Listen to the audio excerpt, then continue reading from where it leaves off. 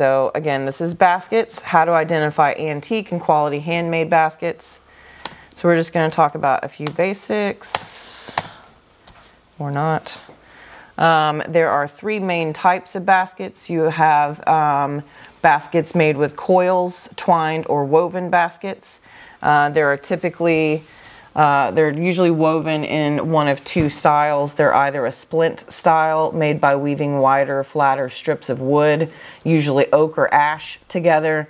And then you have a wicker style of basket made by weaving organic reeds, cane, grass, branches, roots, or man-made products like wire together. This is an example of a split weave basket. Use your imagination on the phone. This is an example of a wicker basket. This is an antique piece, so you can see it's got a little bit of that darker tan patina about it.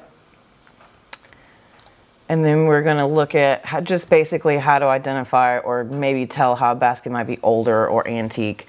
So you want to look to see if the wooden handle is carved or solid. Feel the weight of the basket. Older baskets tend to have a little bit more heft to them. Look at the materials used. Typically oak splint and ash splint are used in older baskets. Is the basket reinforced on the bottom with wood strips? If so, this is usually a good find. Does the basket have an aged appearance where the wood is naturally darker? If so, it's usually an old basket. Is the basket signed and dated on the bottom? Does the basket look like it was handmade? Now I know this is a little bit more objective, but once you get to know baskets a little bit better, it'll be a little easier to tell. And does that basket have old paint on it? And is the paint faded and chipped? These are all good markers. Some more quality markers and signs of age are: make sure the weave on all the corners of the basket is intact. Oftentimes corners take a beating and they can be weak or have places where the weave is broken or missing. And this will, obviously it's going to help you tell if it's older. If there's any tiny nail heads used at the top rim of the basket, make sure they're not shiny. Newer baskets will have shiny nail heads, while antique baskets and vintage baskets will have nail heads that are dull, and in some cases the nails are rusted. Older baskets are well made and can usually hold a substantial weight for their size. I actually watched a video of this woman making a basket in the old style. And when she was done, the basket was meant for carrying potatoes. When she was done with the basket, she was actually able to flip it over upside down and stand on it. And the basket withstood all, it was just like, okay, cool, I'm a basket, stand on me. It was really neat. Older baskets will often have a notch carved into the handle that allows the weave to hold the handle snugly in place. If the wooden handle slides up and down too easily, that could be a sign the basket's not the best quality. And is the weave broken in many places? Inspect the basket carefully.